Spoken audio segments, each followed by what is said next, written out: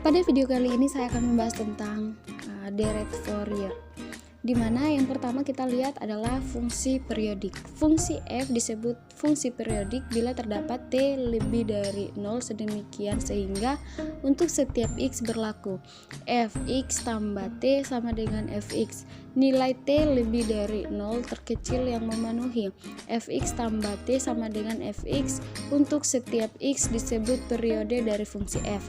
Contohnya, fungsi fx sama dengan sin x adalah fungsi periodik dengan periode 2pi.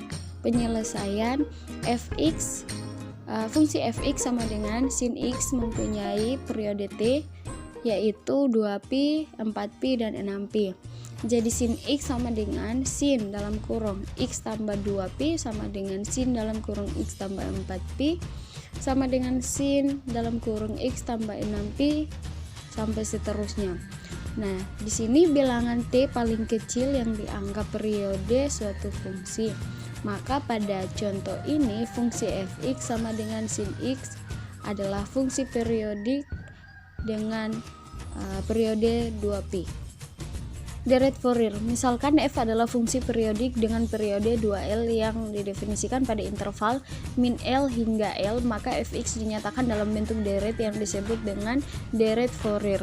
Jadi direct Fourier dari f adalah fx sama dengan A0 per 2 tambah sigma n sama dengan 1 sampai tak hingga dari an cos dalam kurung npx per L tambah bn sin dalam kurung npx per L, di mana koefisien-koefisien dari Fourier an dan bn adalah an sama dengan 1 per L integral dari min L hingga L fx cos dalam kurung npx per L dx dengan n sama dengan 0, 1, 2 sampai seterusnya, dan A0 sama dengan 1 per integral dari min L hingga L dari fx dx, itu merupakan persamaan 1.1.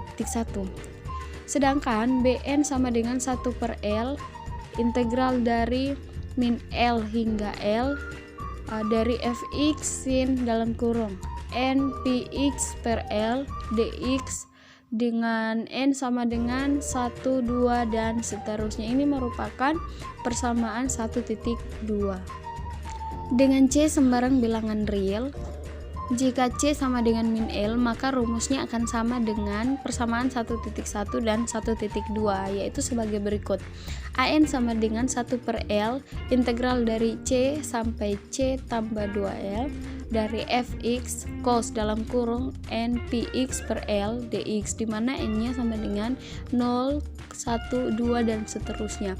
Kemudian A0 sama dengan 1 per L integral dari C sampai C tambah 2L dari fx dx, merupakan persamaan 1.3.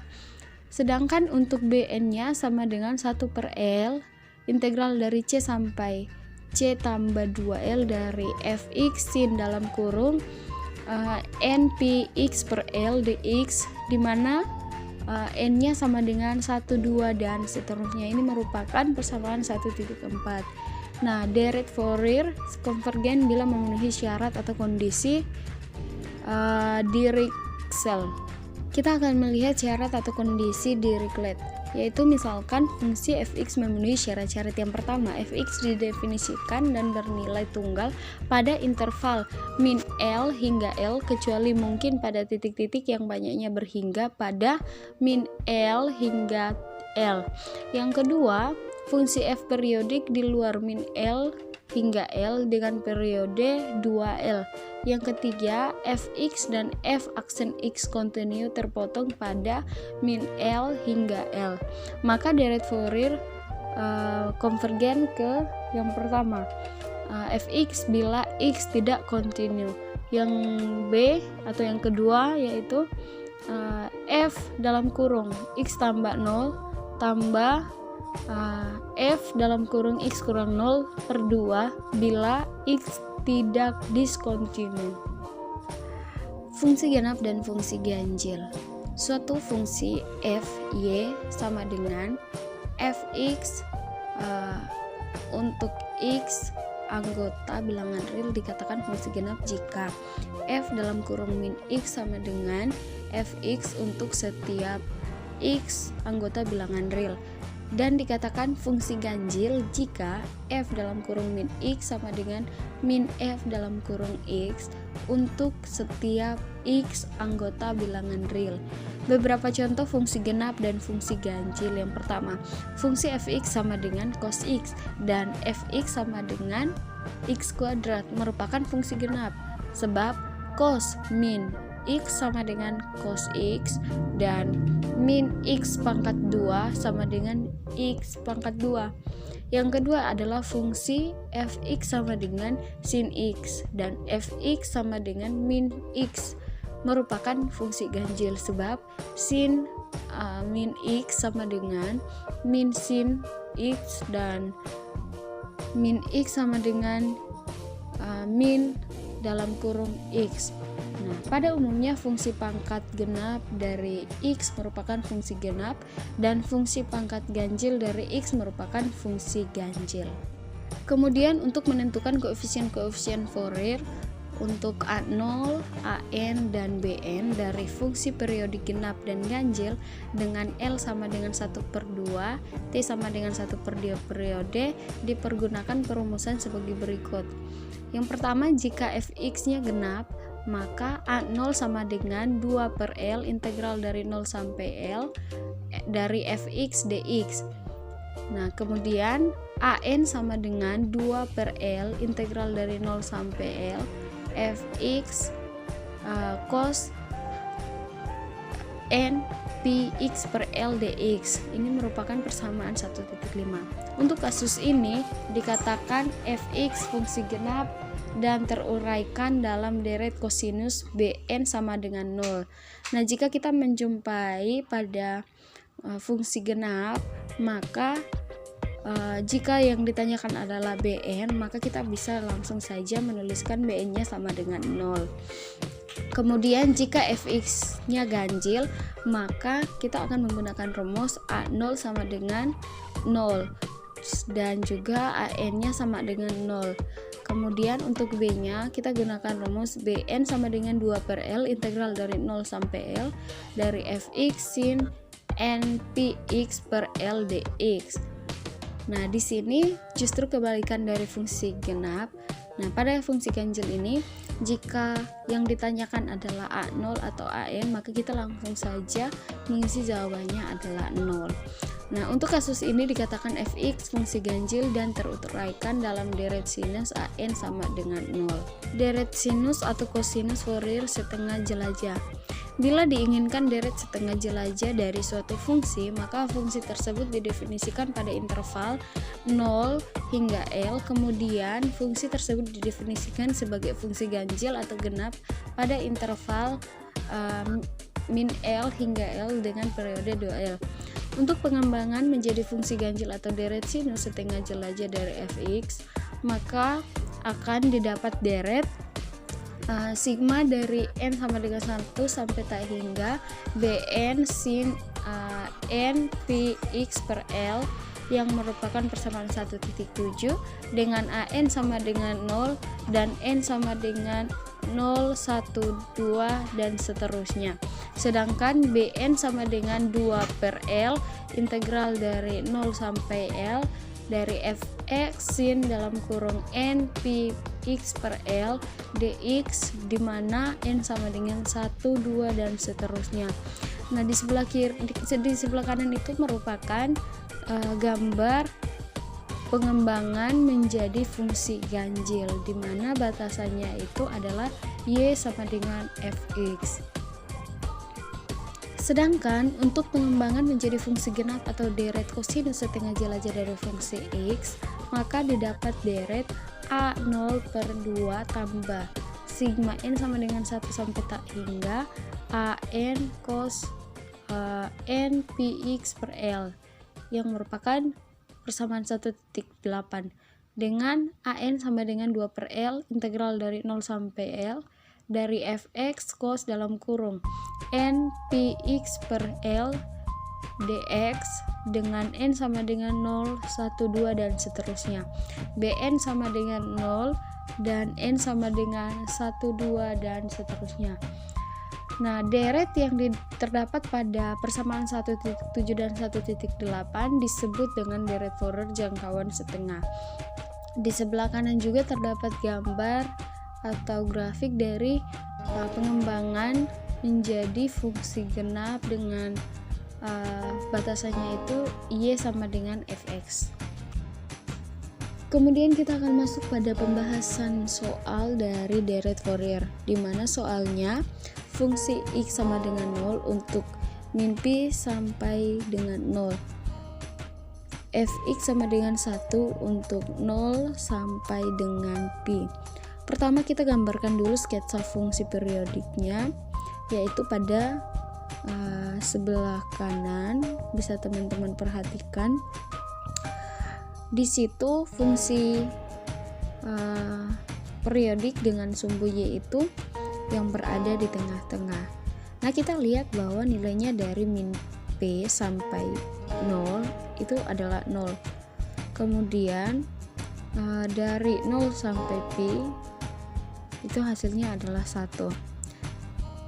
Demikian dia periodik. Maka kita bisa mencari dengan menggunakan rumus AN sama dengan 1 per pi integral dari min pi sampai pi dari fx cos nx dx sama dengan 1 per pi dalam kurung integral dari min pi sampai 0 dari 0 kali cos nx dx. Kenapa 0? Karena fungsi x nya kita gantikan menjadi 0. Kemudian 0 kali cos nx dx itu dapat kita abaikan karena hasilnya adalah 0. Maka sekarang yang tersisa hanyalah integral dari 0 sampai pi dari 1 itu didapat dari fungsi x yaitu 1 dikali dengan cos nx dx. Nah, sama dengan kita tuliskan kembali 1 per pi dari integral 0 sampai pi dari cos nx dx.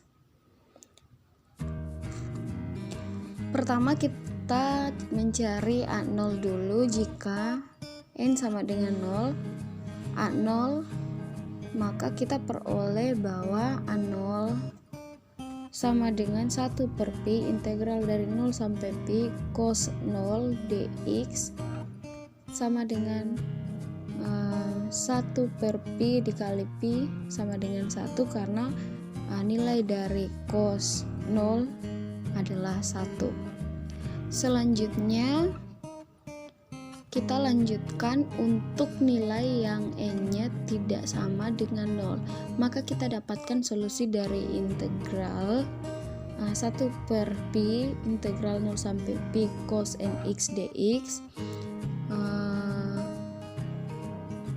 adalah 1 per pi dikali 1 per n sin nx dengan nilai x nya adalah 0 sampai pi sama dengan 0 karena sin np sama dengan 0 dan sin 0 adalah 0, maka hasilnya menjadi 0.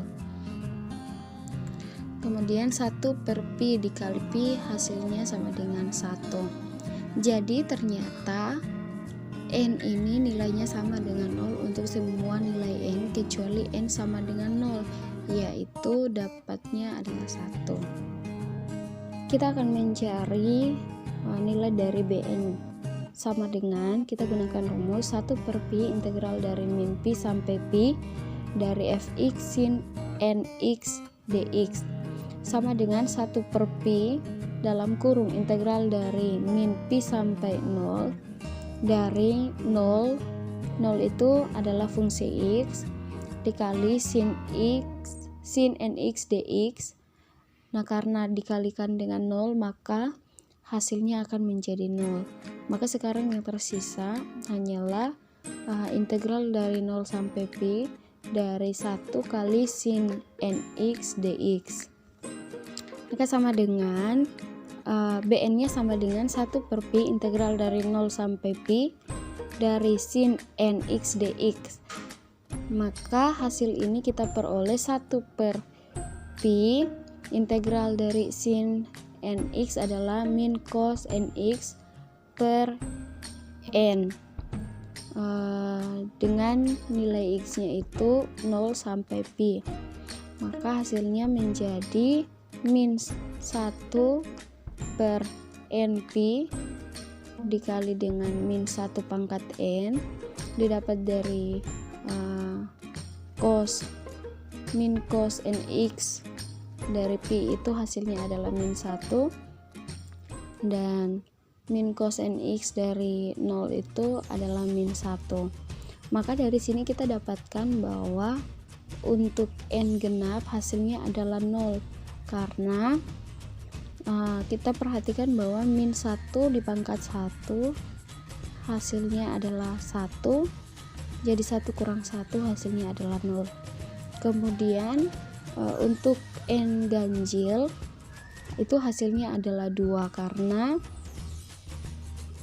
min 1 pangkat 1 hasilnya adalah 1, tetapi karena di depan sama dengan itu ada tanda min, maka min 1 dikurang 1 adalah 2, sehingga hasilnya menjadi 2 per n pi. Kemudian sekarang kita sudah dapatkan an sama dengan 0, bn sama dengan 2 np, dan a0 sama dengan 1. Maka kita masukkan semuanya dengan menggunakan rumus fx sama dengan a0 per 2 tambah sigma 1 sampai tak hingga dari an cos nx tambah sigma dari 1 sampai tak hingga dari bn sin nx. Maka diperoleh fx sama dengan 1 per 2 itu didapat dari a0 per 2, jadi a0 nya kita dapatkan hasil adalah 1, sehingga hasilnya adalah 1 per 2 ditambah nilai dari an nya sama dengan 0, maka tidak usah kita tuliskan. Yang kita tuliskan sekarang adalah nilai dari bn yaitu 2 np, dimana sama dengan 2 per pi untuk n pada saat sin x per 1 tambah sin 3x per 3 tambah sin 5x per 5 dan seterusnya.